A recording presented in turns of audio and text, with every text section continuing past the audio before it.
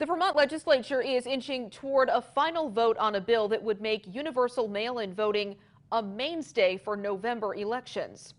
Both today and tomorrow, the House Committee on Government Operations is gathering some final feedback. State House reporter Devin Bates is live in the newsroom tonight with more. Devin? Yeah, Lauren, the Vermont Secretary of State's office has been trying to address a rise in voter fraud concerns for people who believe mail-in voting means an election isn't as secure. Officials say the most common concern they hear is the possibility of someone returning a ballot mailed to a voter who's no longer registered or no longer at that address.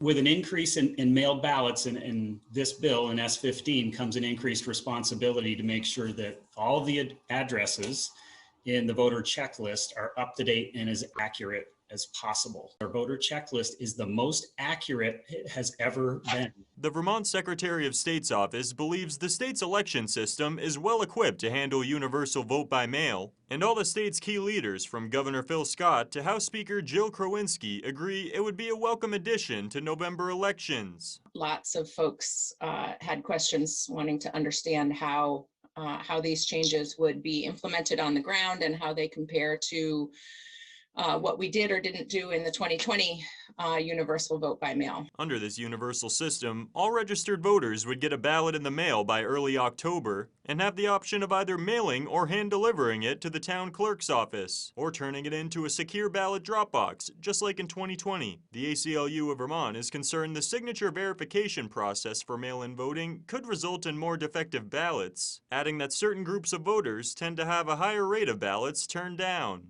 Younger people are more likely to have their ballots found to be defective, and this is also true for racial and ethnic minorities. People whose names have changed, so women who might change their names, might have a signature that evolves over time and is more likely to be mismatched, similar for people who are transgendered or gender nonconforming. The bill would also require the Secretary of State's office to submit a written report to the legislature on voting access in Vermont no later than January 30th, 2023. That deadline had Justice for All Vermont Executive Director Mark Hughes wondering why not sooner. Address this idea of access with a sense of urgency.